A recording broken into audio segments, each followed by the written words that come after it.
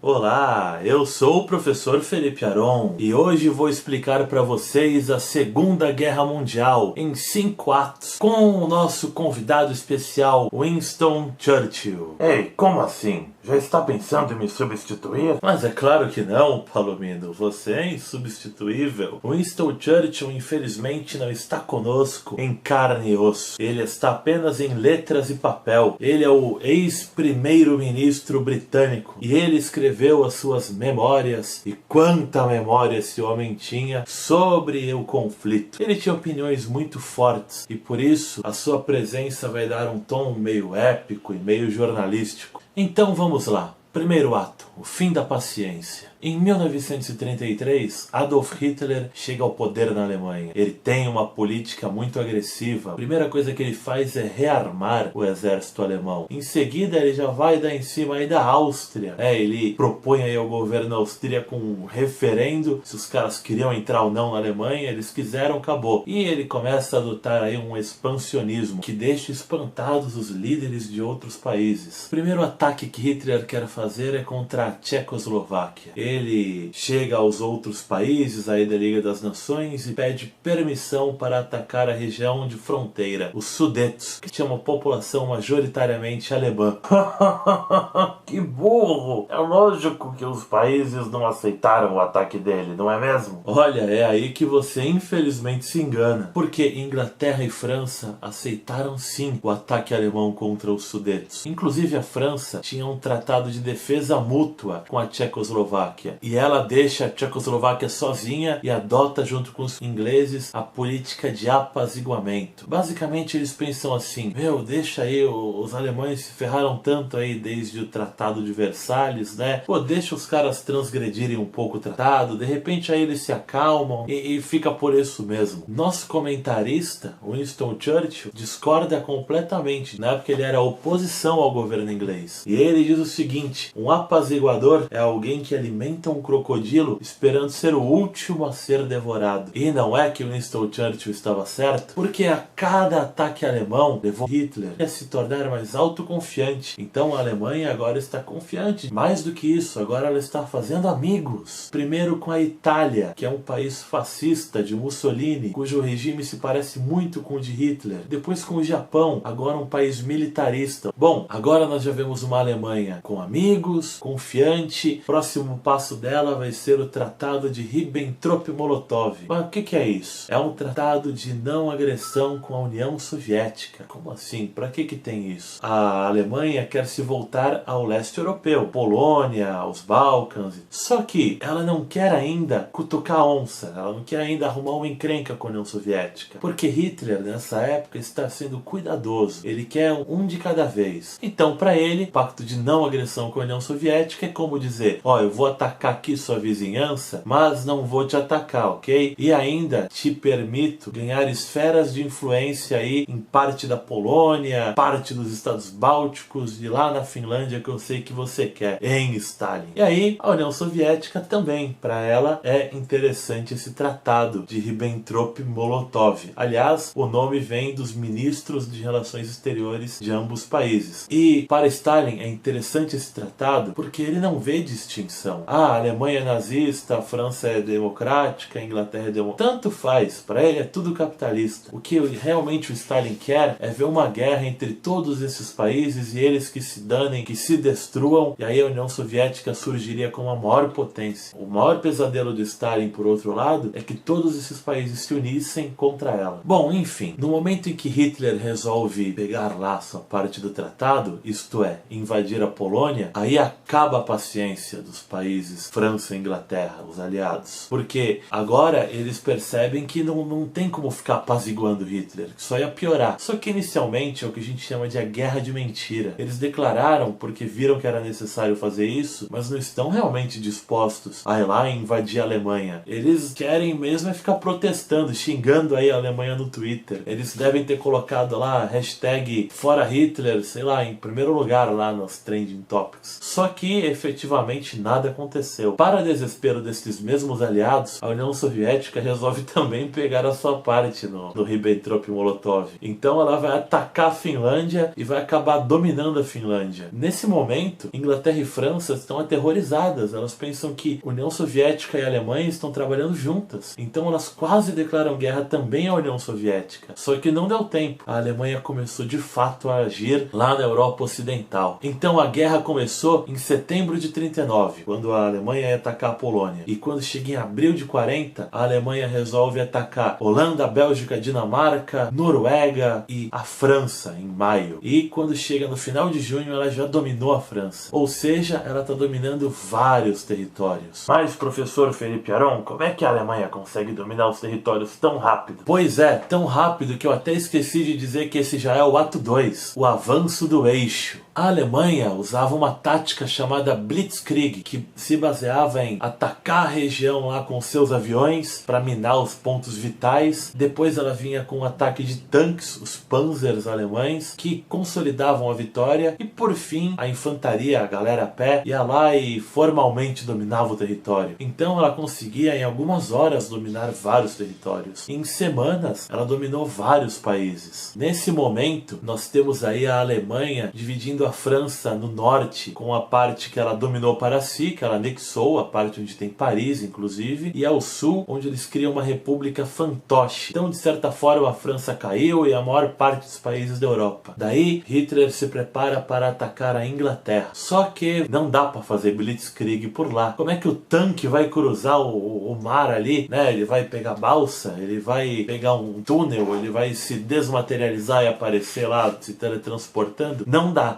Então, nesse momento, Hitler resolve não conquistar, mas apavorar a Inglaterra, intimidar a Inglaterra, fazer os caras cagarem de medo e falar, saiam da guerra. Então ele começa a bombardear os ingleses de tudo quanto é jeito, e é aí que o nosso comentarista, que se tornou o primeiro-ministro inglês em 40, vai dizer algumas coisas. Se você está atravessando o inferno, não pare. Então, apesar de todo o clima tenso que ele estava enfrentando, ele não estava disposto a se render. Muitos dos seus até aliados já estavam falando, cara, vamos se render, não dá para enfrentar a Alemanha. E aí Churchill vai responder dizendo, a coragem é a primeira virtude de um estadista. Sem ela, todas as outras virtudes desaparecem na hora do perigo. E realmente, ele se manteve frio ali, calmo, e a Inglaterra foi resistindo.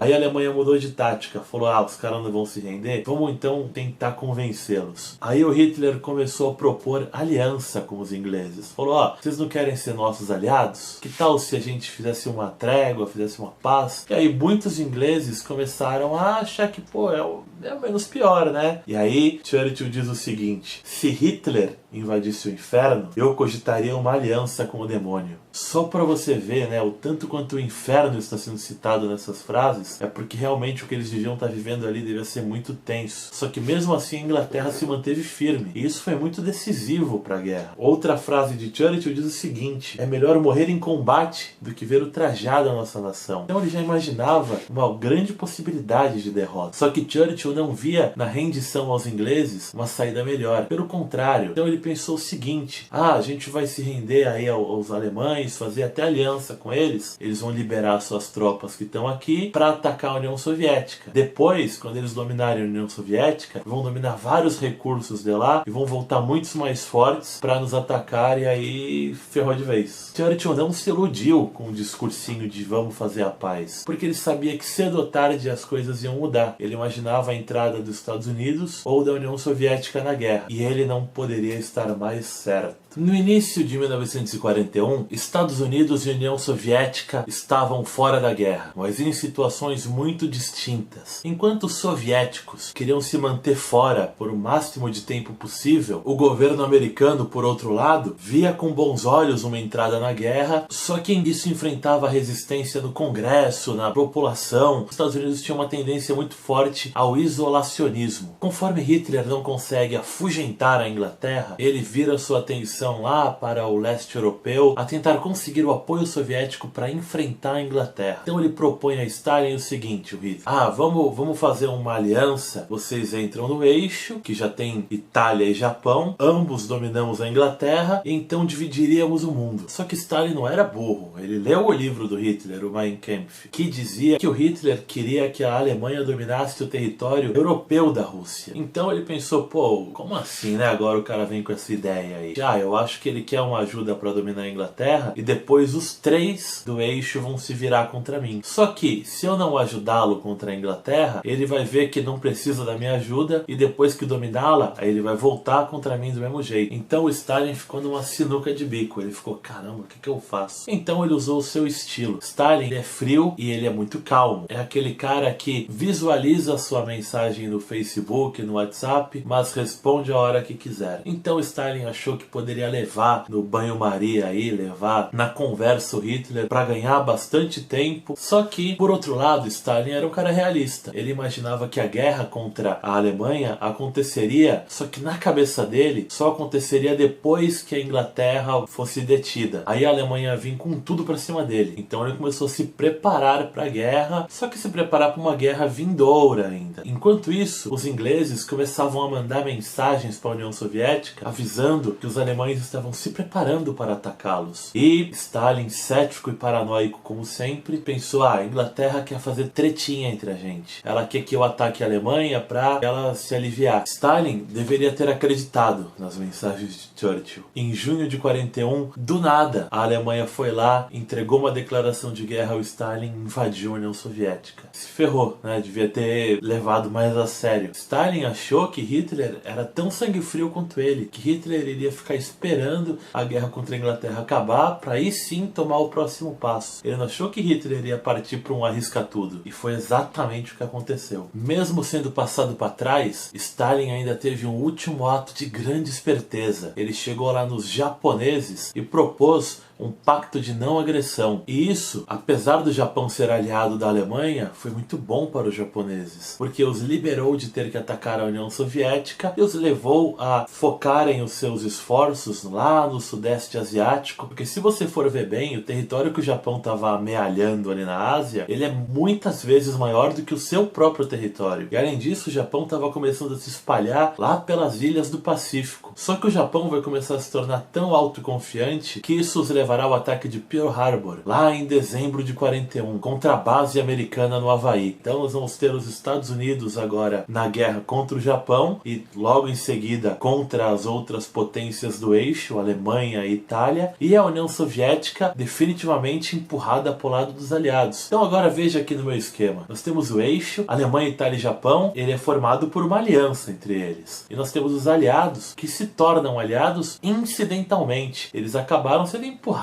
para o mesmo lado. A gente vai ter Estados Unidos, União Soviética, Inglaterra, aí França, né, que vai ser recuperada pelos outros até o final da guerra, e poderíamos colocar aí a China, né, o país que é agredido pelo Japão. A Inglaterra já estava louca por essa entrada dos Estados Unidos. Churchill tem até uma frase muito espirituosa sobre isso. Você sempre pode contar com os americanos para fazer a coisa certa, depois que eles já tentaram todo o resto. E é aí que a gente chega ao ato 4, a rendição do eixo. De 39 a 41 é o avanço do eixo. 42 é um ano do equilíbrio. 43 em diante, o eixo é ladeira abaixo. Isso tudo começa com o ataque alemão lá na União Soviética, que é em 3 frentes. Uma em Leningrado, uma em Moscou e a outra onde o caldo engrossa, lá em Stalingrado. Talvez a maior batalha da Segunda Guerra Mundial. Muito decisiva. Ela começa no verão de 42 e vai até o inverno de 43 com uma importante derrota alemã. Sim, é a primeira derrota realmente grande da Alemanha. E ela vai ter um efeito dominó. A partir daí, os soviéticos vão ganhar uma atrás da outra. Até 45, eles vão empurrar os alemães de volta ao seu território. Ao mesmo tempo, nós temos os Estados Unidos lá reagindo contra o Japão. A reação vai se dar ainda em 42. Batalha de Midway, que é quando os Estados Unidos começam a vencer o Japão, se recuperam e vão empurrar o Japão lá para o seu território. Daí, nós temos o dia dia D, em 1944, que é quando americanos e britânicos resolvem fazer o desembarque lá no norte da França, na Normandia, onde a partir dali eles vão ganhar batalhas abrindo caminho até o território alemão. Isso vai se dar também por outra frente, lá pela Itália. A Itália vai ser a primeira a se render, seguida pela Alemanha já em 45, quando os soviéticos chegam lá até Berlim. E aí, né, o que o Churchill diz sobre, né, o fim da guerra na Europa é: tanto vencidos quanto vencedores sentiram um alívio inexprimível. A guerra já estava sufocando todos os lados. Só que ainda restava o Japão, que prometia uma resistência muito forte. O Japão não estava disposto a se render. E agora chegamos ao ato 5, os crimes de guerra e a paz. Conforme a guerra ia chegando ao fim, lá em 44, já estava meio que decidido, né, que os aliados iam ganhar. Então eles começaram a fazer reuniões para decidir como seria o mundo no pós-guerra. A primeira reunião foi no Irã, na cidade de Teherã. A segunda foi no próprio território soviético, em Yalta. Nessas duas reuniões, a União Soviética chegou com um poder de barganha gigante. Stalin usou muita chantagem a seu favor. É como se ele dissesse: ora, e se eu saísse da guerra de uma hora para outra? E se os alemães ganhassem um fôlego? Então os Estados Unidos e a Inglaterra não tiveram opção. Eles tiveram que deixar a União Soviética ganhar muita influência em vários territórios. É como se ela quisesse ganhar o que ela perdeu na Primeira Guerra Mundial, só que agora com juros e correção monetária. A influência soviética ia até algumas partes da Ásia, ela ia até o leste europeu. Agora a União Soviética se tornava um gigante na diplomacia. E isso deixava Estados Unidos e Inglaterra irritados. Conforme eles se defrontaram com o Japão, o último país a se render, estava lutando, estava bravamente resistindo. E aí surge a ideia da bomba atômica. Quando a bomba atômica fica pronta, Estados Unidos e Inglaterra têm duas ideias nesse momento. Eu vou ler para vocês aqui o relato de Churchill sobre sua conversa com o presidente americano Henry Truman. Penso, disse o Truman, que é melhor apenas dizer aos soviéticos que achamos uma nova forma de bomba, fora do comum, que achamos que terá efeitos decisivos na vontade japonesa de continuar a guerra e que a presença soviética não é mais necessária. Churchill diz: concordei com esse método. Pois é, então as duas bombas atômicas, ela tem duas intenções: tirar a União Soviética da guerra contra o Japão, porque isso significaria tirá-los também da negociação posterior. Ou seja, nada de mão soviética lá no Japão.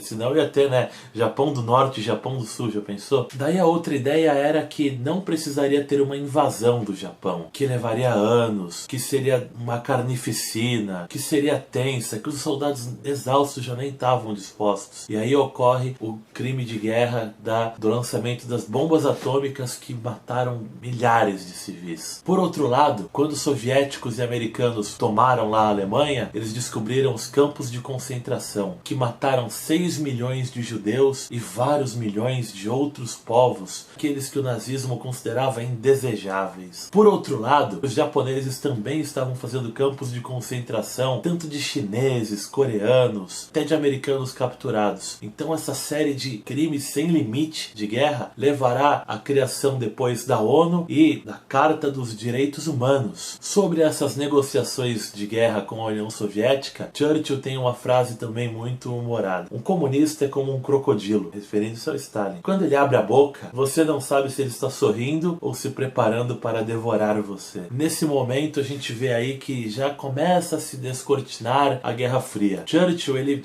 tem uma visão além, né? Ele percebe que a Guerra Fria vai acontecer. Em 45 ele já está falando para os americanos: olha, melhor vocês tomarem posições no leste europeu, porque depois o bicho vai pegar, a União Soviética vai dominar tudo ali. Os Estados Unidos ainda não têm essa visão. Eles querem acabar a guerra e voltar ao seu isolacionismo. E eles só vão perceber realmente que a União Soviética está disposta a prolongar essa inimizade quando os países do leste europeu, ao invés de terem eleições normais lá, a União Soviética impõe seu regime a esses países, e aí a gente vai ter os Estados Unidos chegando junto e criando a doutrina Truman, que seria de querer Hitler impedir o comunismo em qualquer parte do mundo. E aí nós temos uma inimizade que vai ser chamada de Guerra Fria, assunto de outra videoaula. Bom, então é isso, né? Essa videoaula foi longa, mas a Segunda Guerra Mundial é um assunto realmente complicado, só que muito apaixonante, né? Muitas pessoas me pediam esse assunto e tá aí, né? Você agora já viu aí minha versão da Segunda Guerra Mundial. Se você gostou, dê o seu like, se inscreve no meu canal, curte aí a página do nosso canal no Facebook. E é isso aí, meus amigos. Então, falou!